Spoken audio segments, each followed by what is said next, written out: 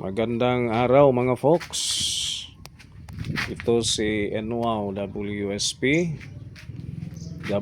model ng NWOW electric bike, black color, glossy black ang kaniyang kulay. Ang upuan niya ay brown leather. Ito si NWOW, kaniyang panel nakapian.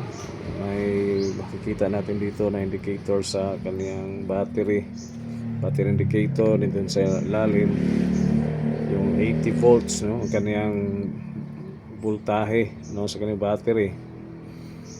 Okay, so ito ang susian. So meron itong remote, no, remote key. So ito ang mga feature niya. Meron siyang alarm dito. Pindutin natin yung alarm.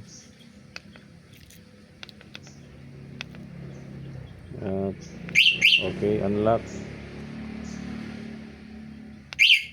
Itong alarm. Then pag gusto mo alarm siya. Ito ang tunog ng kanyang alarm. Okay.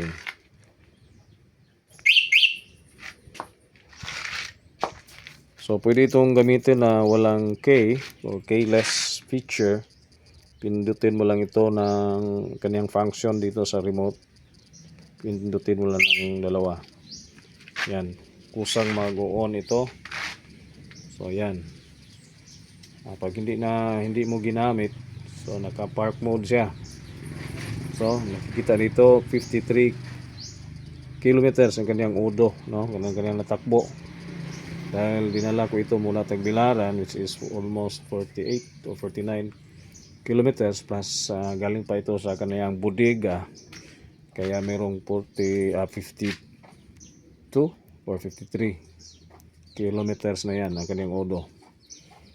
So meron siyang keyless feature, alarm, lock and lock dito. And then sa kanyang battery, importante kasi battery, klase ng battery, lead acid pa itong battery nito, no? Lead acid battery. Ang kanyang lead acid ay malaki naman, 72 volts, no? 32 amperes. So nandito sa ilalim yung battery. Okay, ilalim ng gulay board ito. Ito ang kanyang battery case. Mula dito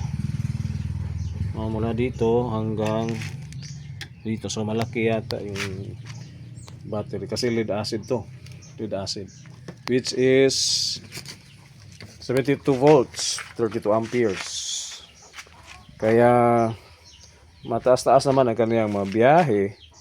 Kasi according to the NWOW, which is about 1 or 80 kilometers, no, until 80 to 100 kilometers ang kanyang mile range, no, ang kanyang mile range.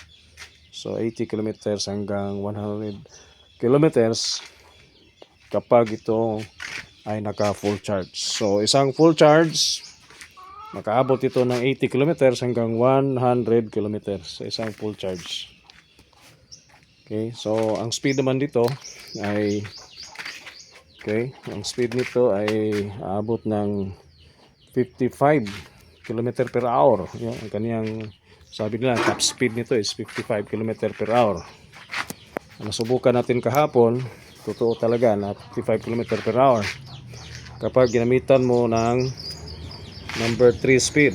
Ito, number 1 ito. Number 1. Then, number 2. Number 3. So, pag number 3 speed, abot yan ng 55 km per hour. Pag number 2, hanggang 45 km per hour lang yan. Pag number 1, nasa 35 km per hour, no? Kapag nasa number 1. Okay, so pwede di mo gamitan ng susi kasi keyless ito nga feature, gamit lang ito ng remote. Okay, then ito ang ganyang voltahe 80 volts, naka park mode. Kung gusto mong gamitin, pwede ito sa unlock sa remote or ito pinduton lang. Okay, yan, naka-ready na, di ba? So pwede na yang gamitin kasi naka-ready na. So balik sa park mode, yan, pindutin mo, okay. Or pwede ito, no? Pwede itong gamitin mo. So unlock, tingnan mo ha, lock, lock yan, unlock. Okay, so yun lang ang feature niya, no? Then meron siyang charger. Okay, may libre siyang, of course, charger, no? Meron din charger, kapote, meron din siyang helmet, no? Free helmet. Okay, so ito ang ating WSP. Okay, so dito ang kanyang mga button, high and low button. Ito ay para sa signal light. Ito signal light, ito hazard. Yan, hazard yan. Ito sa kanyang horn. Yan, horn yan. Okay. Then sa ibaba, meron itong charger or USB charger dito. Then may compartment naman ito sa baba. Okay, pwede lalagyan ng mga cellphone at ano pang gamit. Okay, so ito ang okay.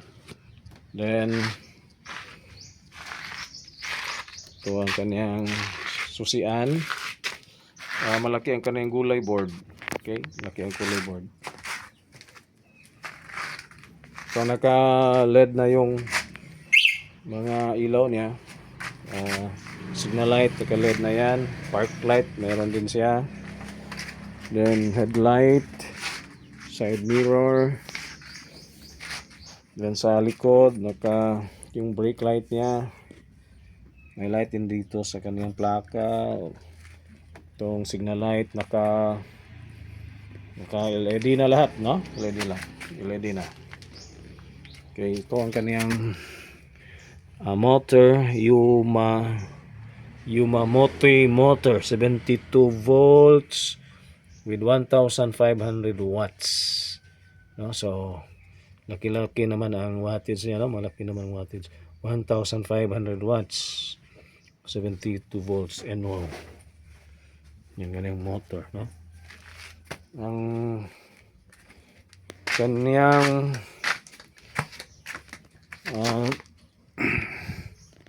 brake ay naka disc brake na sa unahan, no? Naka disc brake, 14 inches ang tire niya, no? 14 inches.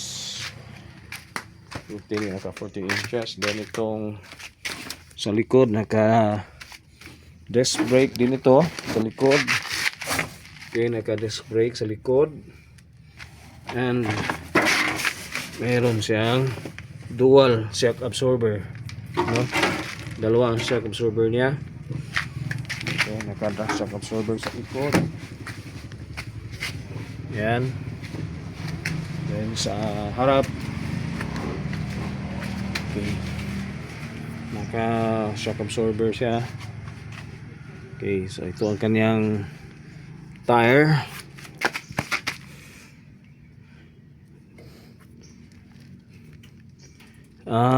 Hindi pala 14, 12 pa lang, no?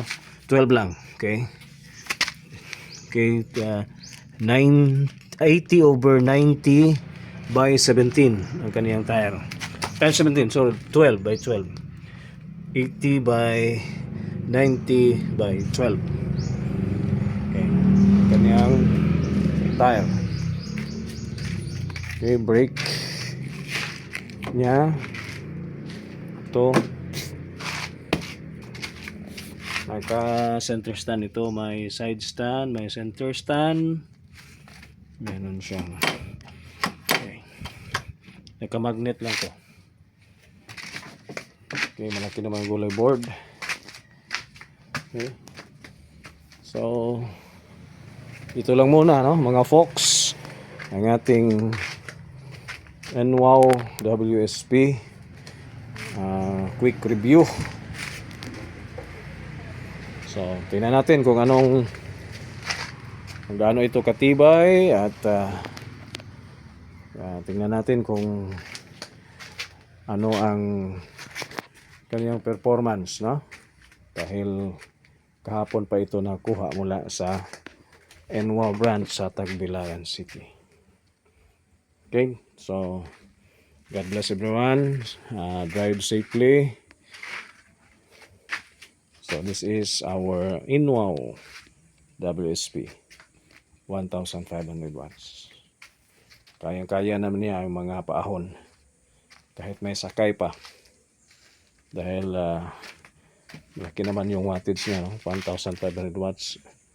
Pag full charge, maging 80 volts, 81, 82 volts. Thank you so much. Hanggang sa muli, mga folks. Bye-bye you.